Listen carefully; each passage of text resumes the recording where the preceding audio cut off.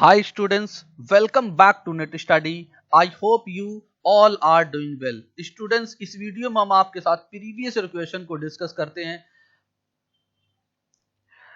अगर आप UGC net JRF 2022 के लिए तैयारी कर रहे हैं तो स्टूडेंट्स ये सीरीज आपके लिए काफी ज्यादा इंपॉर्टेंट है। स्टूडेंट्स ये वीडियो हम डेली बेसिस पे लेके आते हैं और इसमें प्रीवियस क्वेश्चन को डिस्कस किया जाता है। आइए स्टूडेंट्स उसी के साथ साथ बात करें तो अगर आपने नेट स्टडी टेलीग्राम चैनल को ज्वाइन नहीं किया तो ये इसका लिंक आप यहां से ज्वाइन कर सकते हैं। ज्वाइन करने से क्या होगा कि आपको डेली प्रीवियस क्वेश्चन यहां पे प्रोवाइड किया जाता है। आप ज्यादा से ज्यादा प्रीवियस क्वेश्चन को अटेम्प्ट करें ताकि आपकी प्रिपरेशन जो है एक सही डायरेक्शन में चलती रहे। आप अगर प्रीवियस क्वेश्चन से तैयारी करेंगे तो आप एक कम समय में और बेहतरीन तैयारी कर पाएंगे। और इसी को जो प्रीवियस क्वेश्चन हम यहाँ पे देते हैं इसको वीडियो के थ्रू हम इसको एक्सप्लेन करते हैं और पीडीएफ वगैरह भी यहां पे प्रोवाइड करते हैं और यूजीसी से रिलेटेड जो भी नोटिफिकेशन होती है यहां पे हम टाइम टू टाइम देते रहते हैं। आइए स्टूडेंट्स बिना टाइम वेस्ट किए हुए देखते हैं पहला सवाल क्या है। पहले सवाल में कहा गया कि फर्स्ट इंजीनियरिंग कॉलेज जो इस्टेब्लिश किया गया था वो कहां पे इस्टेब्लिश किया गया था। स्टूडेंट्स पहला इंजीनियरिंग कॉलेज जो है इस्टेब्लिश किया गया था उत्तर प्रदेश में इस्टेब्लिश किया गया था। इसका जो करेक्ट आंसर है वो ऑप्शन बी है।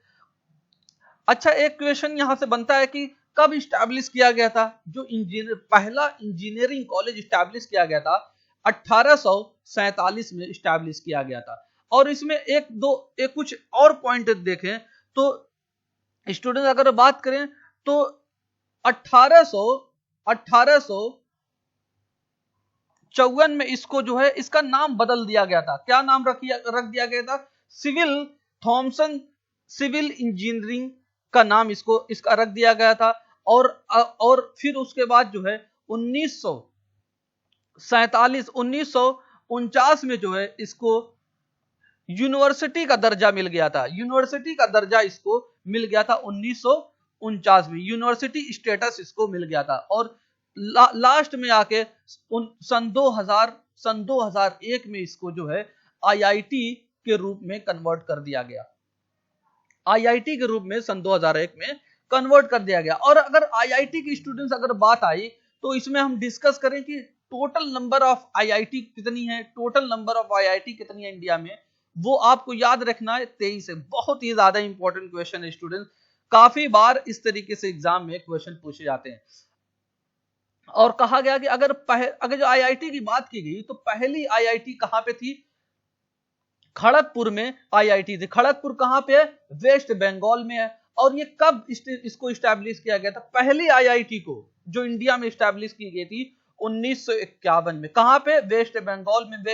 ये खड़गपुर के वेस्ट बंगाल के खड़गपुर में इसको इस्टेब्लिश किया गया था, जो पहली जो आईआईटी थी। आई होप स्टूडेंट्स इतनी बातें आपको क्लियर होंगी। आइए हम देखते हैं अगला पॉइंट। अगला सवाल हमारा क्या है? इसमें कहा गया कि प्रोसेस ऑफ कम्युनिकेशन की बात की गई कि एक जो कम्युनिकेशन का जो प्रक्रिया है वो किस तरीके से चलती है, किस तरीके से यह काम करती है, इसके बारे में पूछा गया है। ऑप्शन ए में दिया गया है अ सेंडर, ऑप्शन बी में दिया गया अ रिसीवर, ऑप्शन सी में दिया गया है चैनल, ऑप्शन डी में दिया गया है ऑल ऑफ दीज, यानी ऊपर के सभी। जो जैसा कि स्टूडेंट्स हम काफी बार आपके साथ डिस्कस कर चुके हैं कि जो प्रोसेस ऑफ कम्युनिकेशन है वो काम करता है, उसमें सबसे पहले कौन होता है? सेंडर होता है, फिर उसके बाद जो है चैनल होता है, फिर उसके बाद रिसीवर। हम एक शॉर्ट बता रहे हैं कि ये रिक्वायर होता है एक जो है प्रोसेस ऑफ कम्युनिकेशन के लिए कि सेंडर भी होगा इसमें, फिर ये चैनल होगा, चैनल को मीडियम भी कहा जाता है, फिर उसके बाद रिसीवर होगा। तो आपको पता चला कि ये जो प्रोसेस ऑफ कम्युनिकेशन जो काम करता है वो तीनों की वजह से काम करता है, यानी उसमें सेंडर भी, चैनल भी और रिसीवर भी होना चाहिए। तो इसका जो करेक्ट आंसर होगा वो ऑप्शन डी हो जाएगा। आई होप स्टूडेंट्स आपको ये चीज समझ में आ गई होगी। और कुछ इसमें और पॉइंट अगर जो डिस्कस करें तो सेंडर का काम क्या होता है? मैसेज को सेंड करना। किसके माध्यम से? एक चैनल के माध्यम से, जो कि ऐसा चैनल वो सिलेक्ट करेगा ताकि कम समय लगे और जो कॉस्ट हो वो भी कम हो। और रिसीवर क्या करेगा, इस मैसेज को जो सेंडर मैसेज को भेजेगा, रिसीवर उसको रिसीव करेगा। रिसीवर रिसीव करने के बाद उसको समझेगा, समझने के बाद उसको फीडबैक के रूप में फिर उसको भेजेगा किसके पास, सेंडर के पास। आई होप फ्रेंड्स ये बातें आपको क्लियर हुई होंगी। इसमें डिटेल में हमने बताया है, आप इसको अपने एंड पे पढ़ लीजिएगा। आइए हम देखते हैं अगला सवाल क्या है। कहा गया कि जो रिक्वायर्ड है, what are required for good teaching, एक अच्छी टीचिंग के लिए क्या रिक्वायर्ड है। इसमें दिया गया है, कोड में दिया गया है कि डायग्नोसिस, रेमेडी, डायरेक्शन, फीडबैक, ये 4 कोड दिए गए हैं। आपको इसमें से बताना है कि कौन सा जो है एक अच्छी टीचिंग के लिए रिक्वायर्ड होता है। ऑप्शन ए में देखें 1 और 2 यानी डायग्नोसिस, रेमेडी। ऑप्शन बी में देखें तो क्या दिया गया है, रेमेडी और फिर डायरेक्शन। ऑप्शन सी में दिया गया है कि डायग्नोसिस, रेमेडी, डायरेक्शन, या फिर ऑप्शन तीनों दिया गया है, या फिर ऑप्शन डी की अगर बात करें तो कहा गया है कि ऑल ऑफ दीज। स्टूडेंट इसका जो करेक्ट आंसर है वो ऑप्शन डी है। इसमें जो है सभी जो है एक गुड टीचिंग के लिए रिक्वायर्ड है, यानी डायग्नोसिस भी, रेमेडी भी, डायरेक्शन भी और फीडबैक भी। अच्छा, क्यों, इसके बारे में भी देख लेते हैं। डायग्नोसिस जो होती है, जो स्टूडेंट्स की जो भी प्रॉब्लम है उसको आइडेंटिफाई करके, यानी पता लगाया जाता है स्टूडेंट्स की क्या प्रॉब्लम है। यानी डायग्नोसिस का मतलब होता है कि प्रोसेस ऑफ डिस्कवरिंग, यानी जो एक खोजने का तरीका है कि क्या स्टूडेंट्स में वीकनेस है, क्या प्रॉब्लम है, क्या उसको समझ में नहीं आ रहा है, फिर उसका पता लगा के क्या किया जाता है, उसकी रेमेडी की जाती है। यानी उसमें क्या जो प्रॉब्लम है उसका सॉल्यूशन क्या है, ये सारी चीजें रेमेडी में की जाती है। फिर उसके बाद डायरेक्शन भी आता है। डायरेक्शन क्या है कि स्टूडेंट्स को कुछ मटेरियल वगैरह प्रोवाइड करा देना। प्रोवाइड कराने के बाद क्या करेंगे, उसका मेन मकसद है मटेरियल को प्रोवाइड करने के कि स्टूडेंट जो है इसमें ज्यादा से ज्यादा इंगेज हो। इंगेज होने से क्या होगा, एक नया कॉन्सेप्ट और नया तरीका निकल के आएगा कि उसमें जो भी अंडरस्टैंडिंग डेवलप होगी वो यहाँ पे निकल के आएगी। कि कोई भी जो मटेरियल देने के बाद स्टूडेंट्स को उसमें इंगेज कर देना। इंगेज करने से क्या होगा कि वहां पे एक्सपीरियंस निकल के आएगा। और फिर लास्ट में आता है फीडबैक। फीडबैक से क्या होगा कि फीडबैक से ये होता है कि स्टूडेंट्स ने कितना सीखा है, क्या सीखा, ये सारी चीजें फीडबैक से पता चलती हैं। और जब फीडबैक मिलने के बाद स्टूडेंट्स को के अंदर क्या होता है कि उनकी सेल्फ जो अवेयरनेस होती है उसमें इंप्रूवमेंट होता है, और जो उनका कॉन्फिडेंस होता है, कॉन्फिडेंस जो होता है वो भी बिल्ड होता रहता है।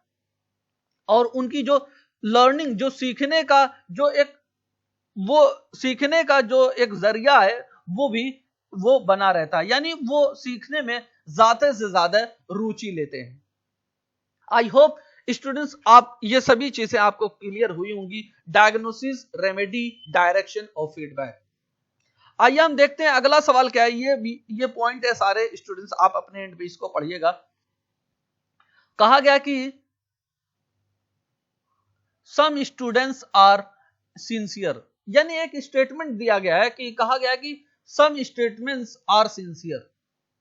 कुछ जो विद्यार्थी हैं, कुछ जो लर्नर्स हैं, स्टूडेंट्स हैं, वो क्या है, सिंसियर हैं। एक एग्जाम्पल दिया गया, हमसे पूछा गया इस एग्जाम्पल में कि ये कौन सा प्रीपोजिशन है, यूनिवर्सल अफर्मेटिव है, यूनिवर्सल नेगेटिव है, या फिर पर्टिकुलर अफर्मेटिव है, या फिर पर्टिकुलर नेगेटिव है। स्टूडेंट्स हम सबसे पहले इसका आंसर देने से पहले एक चीज आपको एक डायग्राम के थ्रू समझाने की कोशिश करेंगे, जो कि जो प्रोपोजिशन होता है, यानी स्क्वायर ऑफ ऑपोजिशन क्या होता है। अगर आप इसको समझ जाएंगे तो ये क्वेश्चन आपके लिए काफी ज्यादा आसान हो जाएगा। सब स्क्वायर ऑफ ऑपोजिशन क्या होता है, ये ए को डिनोट करता है, और ये ई को, और ये आई को, और ये ओ को।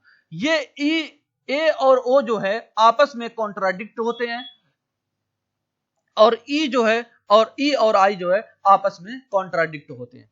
और ए क्या बात करता है, ए कहता है कि ऑल की बात करता है, और ये नो की, ई जो है नो की बात करता है, और आई जो है बात करता है सम की बात करता है, सम की बात करता है, और जो है ओ जो है सम नॉट की बात करता है। अब यहां पे देखिए क्या कहा गया ऑप्शन में, इसमें क्या कहा गया कि सम स्टूडेंट्स आर सिंसियर, यानी सम की बात की गई तो ये किस में आ जाएगा, ये एग्जाम्पल ये इसमें आई में आ जाएगा। आई में क्या कहा गया है कि सम स्टूडेंट्स आर सिंसियर, यानी इसमें सम की बात की जा रही है। सम क्या होता है, एक पर्टिकुलर, सम क्या होता है, एक पर्टिकुलर होता है, यानी स्पेसिफिक होता है। और ये क्या है, और इसमें देखें तो एग्जाम्पल में देखें तो इन सम स्टूडेंट्स आर सिंसियर, यानी इसमें पॉजिटिव यानी पॉजिटिव की बात की जा रही है, यानी अफर्मेटिव की बात की जा रही है। तो इसका जो करेक्ट आंसर होगा वो ऑप्शन सी हो जाएगा, पर्टिकुलर अफर्मेटिव हो जाएगा। अच्छा क्यों होगा, क्योंकि इसमें नॉट नहीं दिया गया है। अगर ये इसमें नॉट दिया गया होता कि जैसे कहा गया था some students are not sincere, तब हमारा ये ओ वाले में आ जाता, तो ये क्या हो जाता, पर्टिकुलर होता। पर्टिकुलर क्या होता कि ये सम है, और नॉट की वजह से जो है नेगेटिव हो जाता, पर्टिकुलर नेगेटिव हो जाता। अगर इसमें जो ये जो दिया गया है, ये दिया गया है, अगर इसमें नॉट होता, नॉट नहीं दिया गया है, इस वजह से हमारा जो है ये वाला सही है, आई वाला। तो इसका जो करेक्ट आंसर होगा ऑप्शन सी होगा, पर्टिकुलर अफर्मेटिव इसका करेक्ट आंसर हो जाएगा। ऑल की तो बात ही नहीं की गई है इस एग्जाम्पल में, न नो की बात की गई है, इस वजह से ये दोनों हो ही नहीं सकते। तो हम क्या ऑप्शन लगाएंगे, पर्टिकुलर अफर्मेटिव। आइए स्टूडेंट्स, जैसा कि यहां पे दिया गया आप इसको यहां पे देखें, यूनिवर्सल की जब बात की जाए, यूनिवर्सल मतलब एक जनरलाइजेशन की बात की जाएगी तो ऑल की बात की जाएगी।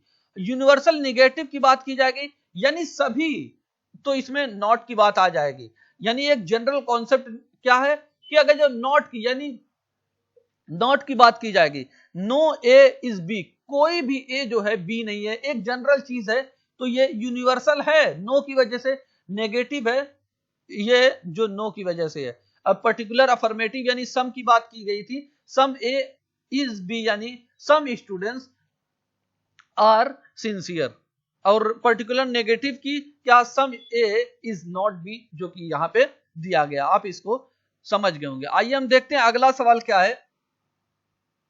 कहा गया कि अ कॉम्बिनेशन ऑफ हार्डवेयर और सॉफ्टवेयर, हार्डवेयर और सॉफ्टवेयर का एक कॉम्बिनेशन है जो अलाउ करता है यानी अनुमति देता है संचार करने के लिए, इलेक्ट्रॉनिक ट्रांसफर और ऑफ इंफॉर्मेशन, कम्युनिकेशन करने के, किसके बीच में कम्युनिकेशन होता है, कंप्यूटर्स के बीच में कम्युनिकेशन होता है। और ये अलाउ करता है क्या, कि कम्युनिकेशन करने के लिए इलेक्ट्रॉनिक ट्रांसफर ऑफ इंफॉर्मेशन, यानी इसको ओवरऑल देखा जाए तो कंप्यूटर के बीच में कम्युनिकेशन करने के लिए ये कहता है कि क्या है वो चीज, जो कॉम्बिनेशन हार्डवेयर एंड सॉफ्टवेयर का। स्टूडेंट इसका जो करेक्ट आंसर है वो ऑप्शन ए है। इसको नेटवर्क कहा जाता है। नेटवर्क से क्या होता है, इसमें एक कंप्यूटर से जो है दूसरे कंप्यूटर में जो है कम्युनिकेशन का काम किया जाता है, डेटा को ट्रांसफर करने का काम किया जाता है। अच्छा, कम्युनिकेशन अगर नेटवर्क की बात आई, नेटवर्क को कुछ भागों में बांटा गया है, इसके कुछ अलग अलग टाइप्स हैं। वो क्या है, सबसे पहले पैन की बात करें, पैन को क्या कहते हैं, पर्सनल एरिया नेटवर्क कहते हैं। और फिर उसके बाद जो है पैन के बाद होता है लैन, लैन की बात करें तो ये लोकल एरिया नेटवर्क होता है। फिर उसके बाद मैन की बात करेंगे तो मैन क्या होता है, मेट्रोपॉलिटन एरिया नेटवर्क होता है। फिर उसके बाद जो होता है वैन होता है, वैन का क्या मतलब है, वाइड एरिया नेटवर्क होता है। ये चार टाइप हैं स्टूडेंट्स, इसके काफी ज्यादा इंपॉर्टेंट है। इसको जो है सीक्वेंस में पूछ देता है कि इसका सीक्वेंस क्या है। ये हमने सीक्वेंस यहाँ पे ये चलता है। पर्सनल एरिया नेटवर्क यानी ब्लूटूथ वगैरह की बात की जाती है। और इसके एग्जाम्पल की बात लें तो लोकल एरिया नेटवर्क यानी लोकल में यानी घरों में जो होता है वाईफाई वगैरह, इसको लोकल एरिया नेटवर्क कहा जाता है। ये वाईफाई जो है लोकल एरिया का एक एग्जांपल है। मैन की बात करें यानी ये पूरे शहर की बात की जाती है, पूरे शहर में ये नेटवर्क चलता है। और ये वैन की बात की जाए जो कि एक कंट्री से दूसरी कंट्री के बीच में जो कम्युनिकेशन होता है वो वैन के थ्रू होता है। आई होप स्टूडेंट्स ये सारी चीजें आपको क्लियर हुई होंगी जो कि यहाँ पे ये चीजें दी गई हैं। स्टूडेंट्स हम मिलेंगे आपके साथ एक नई वीडियो में और नए क्वेश्चन के साथ। तब तक आप खुश रहिए और अपना ख्याल रखिए। Thank you for watching video. God bless you all.